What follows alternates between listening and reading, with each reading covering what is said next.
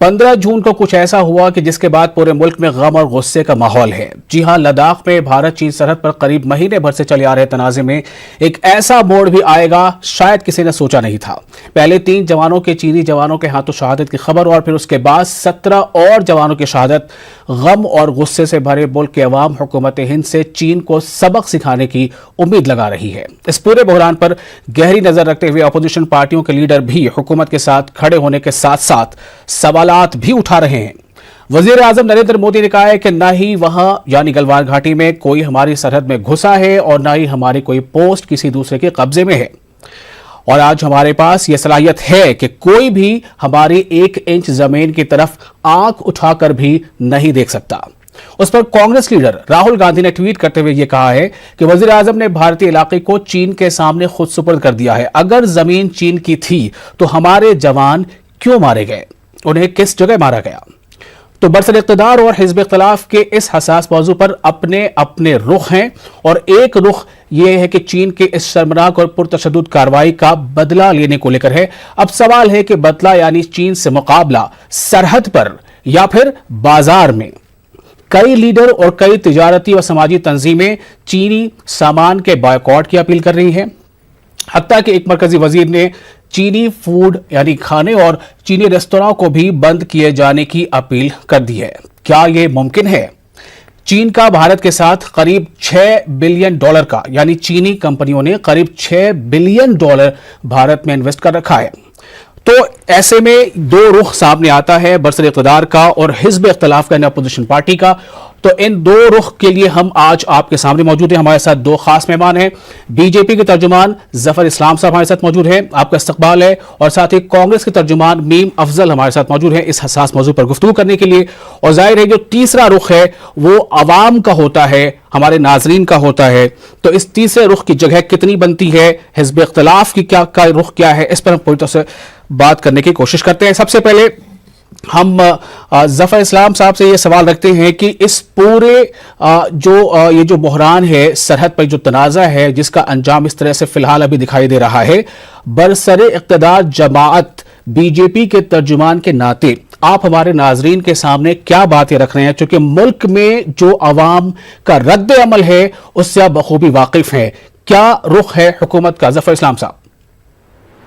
देखिए, जो हुकूमत का रुख है वो प्रधानमंत्री ने, जब वजीर आजम ने कल अपने वक्तव्य में जब उन्होंने बात की, रात में जब पूरे देश को संबोधन किया और एड्रेस करते हुए उन्होंने सारी बातें कह दी। देखिए, उसमें देश को तो बिल्कुल देश के लोगों को आश्वस्त किया। उन्होंने बड़ी जिम्मेदारी से लोगों को बताया कि देश आज एक कमजोर देश नहीं, एक स्ट्रांग मुल्क की तरह है और अब अपने बॉर्डर की हिफाजत करना जानते हैं। और अगर कोई गलती से भी इस तरह से गलतफहमी में हो कि हमारे बॉर्डर के अंदर वो घुसने की कोशिश करे, तो घुसपैठियों को किस तरह से हम डील करते हैं और कैसा लेसन देते हैं वो भी देश और दुनिया के लोगों को मालूम है। तो सबसे पहले तो उन्होंने साफ तौर से वजीर आजम ने लोगों को बताया, जानकारी दी और कॉन्फिडेंस दिया कि हम आपकी सरकार जो है वो बिल्कुल इस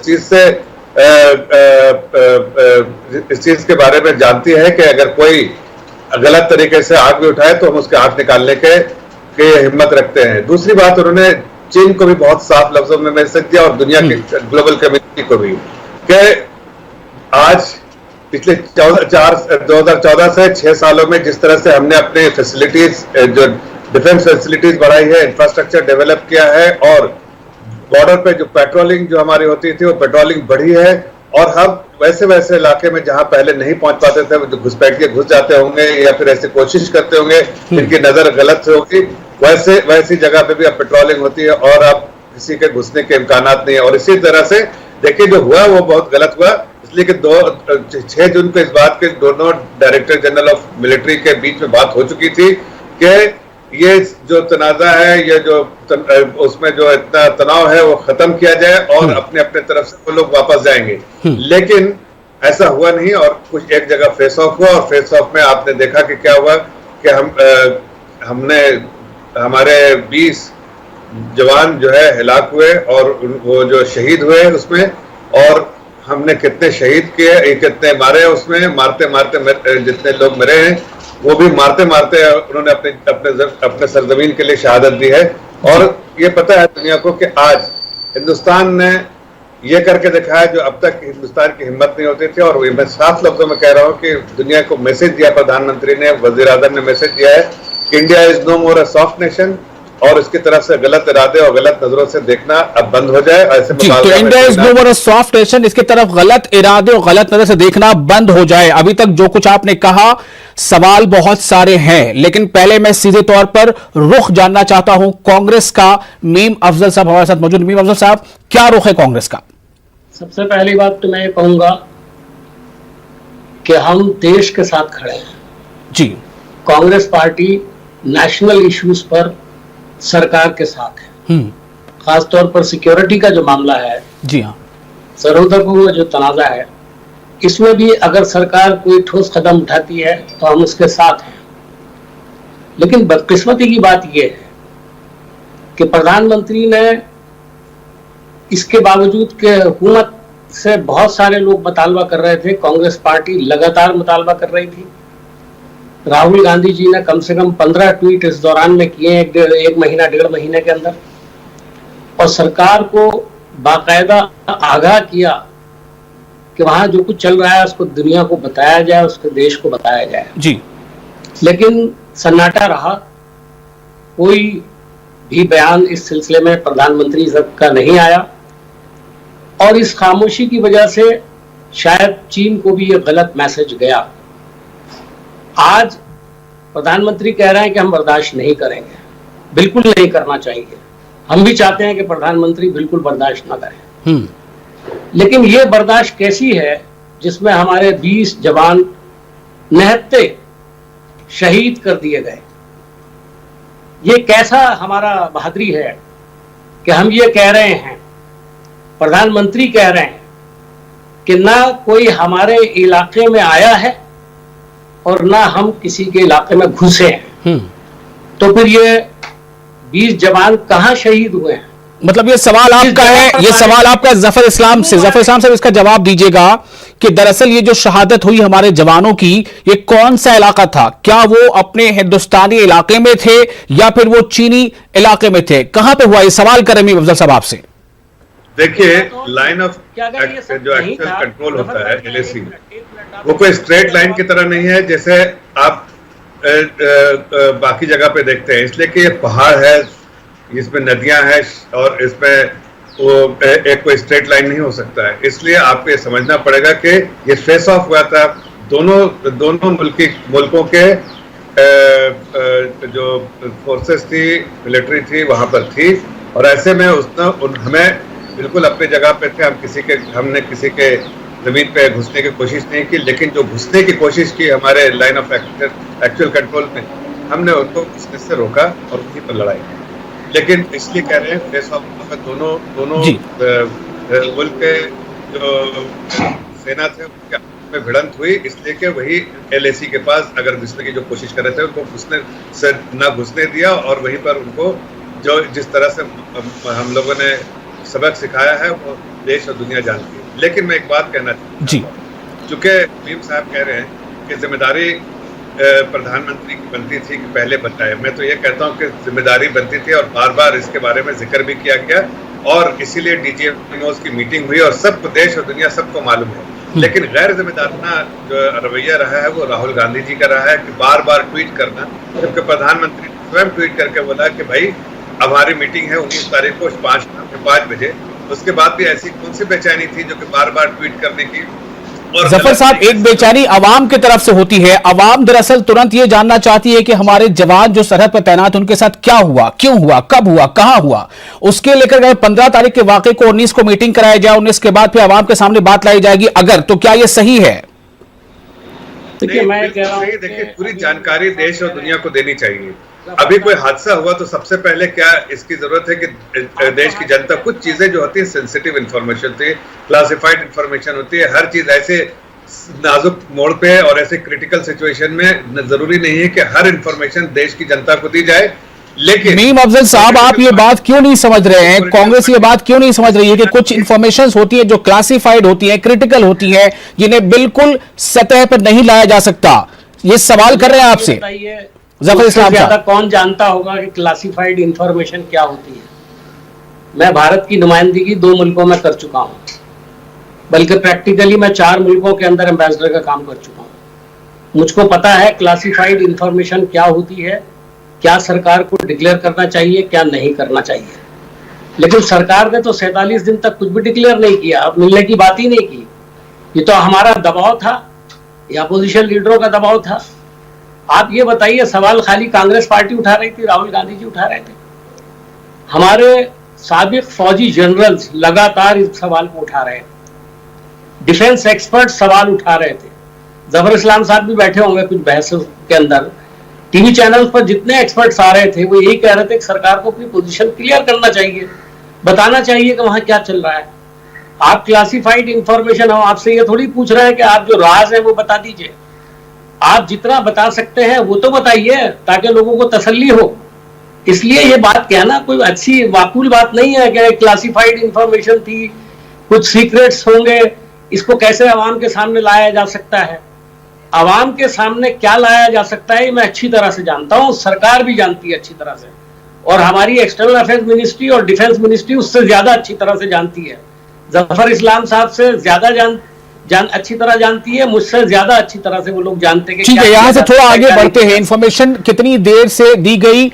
जो हमारी हिंदुस्तानी फौज है उसके तरफ से ऑफिशियल इंफॉर्मेशन ये शहादत के ताल्लुक से कब आई? 15 तारीख को ये मामला हुआ था, 17 को इंफॉर्मेशन अगर आई है या उसमें और ताखिर हुई तो क्यों ही? ये बहुत सारे सवाल हैं अवाम के बीच। लेकिन सवाल अब ये पैदा होता है कि यहां से आगे क्या? जिस तरह से मुल्क का माहौल है, मुकाबले की बात हो रही है, मुकाबला क्या सरहद पर ही होगा या जो बाजार का मैदान है उसमें मुकाबला होगा? मीम अफजल साहब, कहां होना चाहिए? ये किस पे होगा? ये तो हुकूमत तय करेगी। आपका रुख क्या है इस पे, ये जानना चाहता हूं। देखिए, मैं एक बात कहूंगा कि देश जब किसी परेशानी में हो तो बहुत सोच समझ के कोई भी काम करना चाहिए जी। जाहिर है कि आपने 2 फ्रंट का जिक्र किया है। एक तरफ प्रधानमंत्री जी ने कहा कि हम कोई ऐसी हरकत अब बर्दाश्त नहीं करेंगे, दूसरी तरफ सरकार की तरफ से यही आया है कि इसका बीफिटिंग रिप्लाई जो है वो दिया जाएगा। वो बीफिटिंग रिप्लाई क्या होगा? एक तरफ तो जफर इस्लाम साहब कह रहे हैं कि हमने सरहद की हिफाजत की, उसमें शहीद हुए हमारे सिपाही, और हमने उनका मुंह तोड़ जवाब दिया। लेकिन वो मुंह तोड़ जवाब क्या दिया है ये आज तक कोई नहीं जानता। जफर साहब, क्या जवाब है आपके पास इसका? क्या रुख है इस पर? मुकाबला किस रुख पे होगा, सरहद पे या बाजार में? जफर इस्लाम साहब, देखिए, जहां तक बाजार की बात है, प्रधानमंत्री ने स्वयं इकोनॉमिक पैकेज अनाउंस करते वक्त कहा था कि इस देश को आत्मनिर्भर, सेल्फ रिलायंट, खुद मुख्तारी का जो है वो होना चाहिए।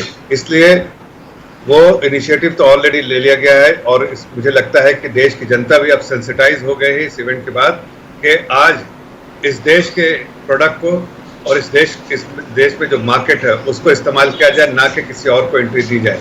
तो मुझे लगता है कि आज सबसे अच्छी बात है कि जिस बात के इनिशिएटिव प्रधानमंत्री ने ली थी, आज देश की जनता भी उसको पूरे तौर से समर्थन दे रही है और वो भी इस बात से सहमत है कि आज किस तरह से जो है वो सेल्फ रिलायंट बनना चाहिए और आत्मनिर्भर बनना चाहिए। सेल्फ रिलायंट एक अलग मौजू है, और चीनी अशिया का बायकॉट, चीनी बाजार का बायकॉट, चीनी कंपनियों का बायकॉट, ऐसी कंपनियां जो 25 से ज्यादा कंपनियां जो सीधे तौर पर सॉफ्टवेयर में इन्वॉल्व हैं। BSNL में 4G के इस्तेमाल की, चीनी कल पुर्जे का इस्तेमाल ना हो, टेलीकम्युनिकेशन की हिदायत है, रेलवे की हिदायत है, चीनी सामान का कम से कम इस्तेमाल हो।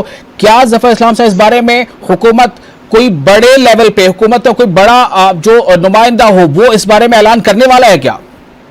देखिए, मैं इस बारे में इसलिए नहीं कहना चाह रहा हूँ स्ट्रेट और बिल्कुल साफ तौर से। मुझे लगता है कि चूंकि हम ग्लोबल कम्युनिटी के पार्टनर हैं, कई ऐसे एग्रीमेंट्स हमारे देश ने साइन किया, चाहे हमारी सरकार या उससे पहले की सरकारों ने साइन किया है, इसलिए ऐसा कोई सरकार का रिप्रेजेंटेटिव ऐसी कोई बात नहीं कहूंगा। लेकिन ये जरूर कहूंगा कि अपने देश के हित की बात करूंगा। जो इंटरेस्ट सेफगार्ड करने की बात है ये सरकार करेगी। उसके लिए चाहे जो भी कदम उठाना हो वो सारे इकदाम उठाए जाएंगे जिससे कि देश के हित को मेंटेन किया जाए और उसको सुरक्षित रखा जाए। कोई स्पेसिफिक इसलिए नहीं बोल रहा हूं इसलिए कि वो सरकार को कहना है। सरकार जब सही मौका होगा तो उस पर क्या सरकार इस बारे में गौर कर रही है? आपने देखा ही पिछले दिनों में रेलवेज के कॉन्ट्रैक्ट भी कैंसिल हुए। आपने देखा ही होगा 2 दिन पहले ही कॉन्ट्रैक्ट कैंसिल हुए और उसमें किस मुल्क के कॉन्ट्रैक्टर थे वो भी आपको पता है।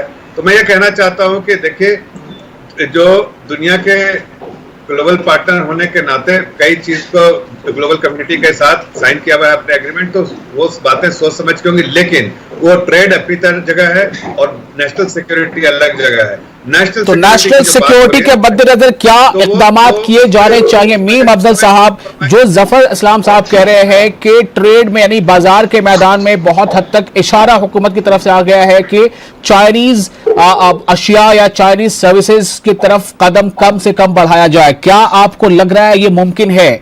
25 से ज्यादा कंपनियां हैं आज मुल्क में, जिस तरह से टेलीकम्युनिकेशन का इस्तेमाल हो रहा है, पुर्जे में चाइना के सामान का इस्तेमाल हो रहा है, क्या ये मुमकिन है? क्या तर्ज अमल, क्या हिकमत अमली होनी चाहिए? देखिए, इस मामले में जफर इस्लाम साहब ने पूरी बात नहीं कही, इसलिए कि उनका बैकग्राउंड बुनियादी तौर पर कॉर्पोरेट वर्ल्ड से है जी, और वो ग्लोबलाइजेशन और ग्लोबल बिजनेस को अच्छी तरह से जानते हैं। और वो ये भी जानते हैं कि इसके बावजूद कि आज एक सर्वे ये बता रहा है कि 85% लोग आज देश में चाहते हैं कि चीनी एशिया का बाइकआउट किया जाए, चीन का बाइकआउट किया जाए। जब आप ये सब बातें देख रहे हैं तो पब्लिक सेंटीमेंट का ख्याल करते हुए कांग्रेस सरकार ने कुछ कदम जरूर उठाए हैं। लेकिन मुझे एक बात बताइए कि प्रधानमंत्री मोदी जी पिछले 12 प्राइम मिनिस्टरों में अकेले प्राइम मिनिस्टर हैं जिसने चीन के 5 दौरे किए हैं बहैसियत एक प्राइम मिनिस्टर, जिसमें 18 मीटिंग्स उन्होंने की वहां के प्रेसिडेंट के साथ। उससे पहले चीफ मिनिस्टर की हैसियत से वो 4 दौरे चीन के और कर चुके हैं। इतना आज तक मेरा ख्याल है हिंदुस्तान का कोई बड़ा लीडर चाइना नहीं गया होगा। डिप्लोमेसी में इसका मतलब ये माना जाता है कि आपके रिश्ते उस कंट्री से बहुत ज्यादा अच्छे हैं, इतने अच्छे हैं कि जहां से शक और शुबे की कोई गुंजाइश नहीं रहती। ये जरूरत से ज्यादा जो हम आगे पीछे चले गए, हमने जिस तरह से उनकी खातिर की, 2 मौकों पर कम से कम मैं बता सकता हूं, गुजरात में और उसके बाद फिर एक साउथ में जब वो आए थे, जिस तरह से उनकी खातिर की गई सरकार की तरफ से, मुझे लगता है कि उन्होंने शायद ये समझ लिया कि हम कहीं दबे हुए हैं और हम इनके साथ अच्छा रिश्ता रखना चाहते हैं। एक तरफ तो ये हो रहा था और दूसरी तरफ हमारी जड़ें काटने की कोशिश हो रही थी।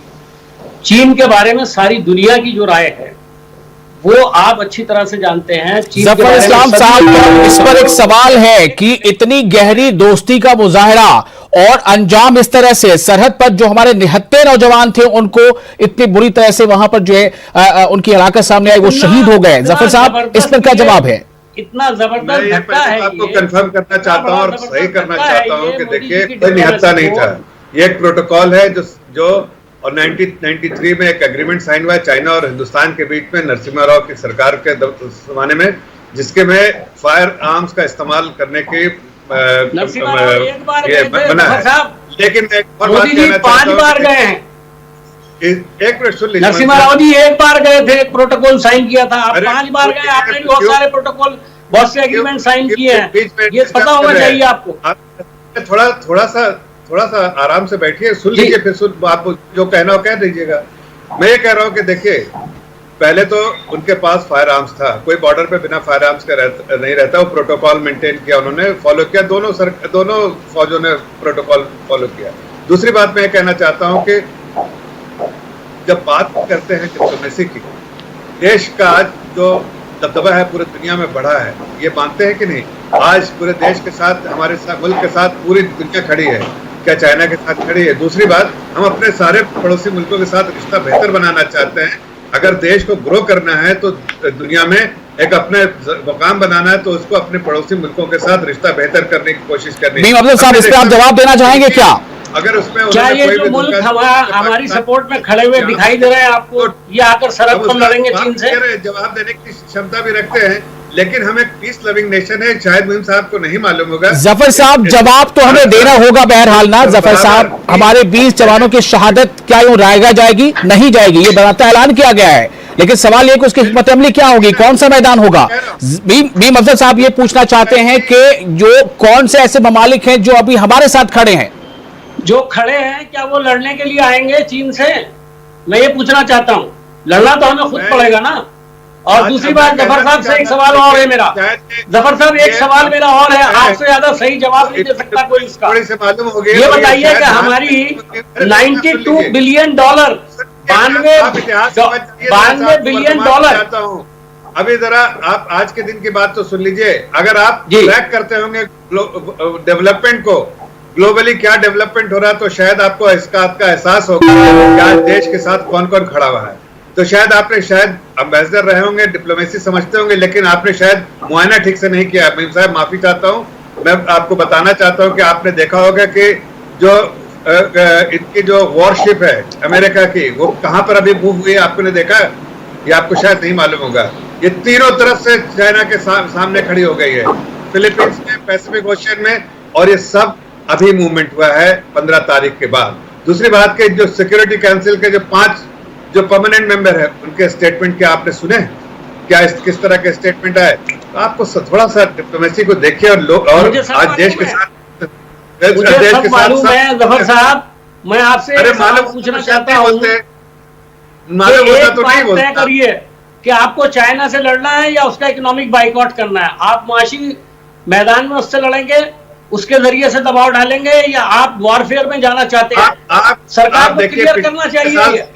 देख रहे देश हमारे और आपसे बहस करने से नहीं मसला हल होगा। एक कमजोर मुल्क तरह से पिछले 6 सालों में एक मजबूत मुल्क बना है, एक लीडरशिप की वजह से, और देश की जनता पहले भी था। तो आगे आपको मजबूत नहीं हुआ ऐसे। चाहत है आपके आने से बहुत सारी कमजोरियां भी पैदा हुई हैं, इसको ध्यान में रखिए। चल पाएंगे, मैं आपको वादा करता हूँ कि आप सर उठा के चल पाएंगे एक देश होने के नाते।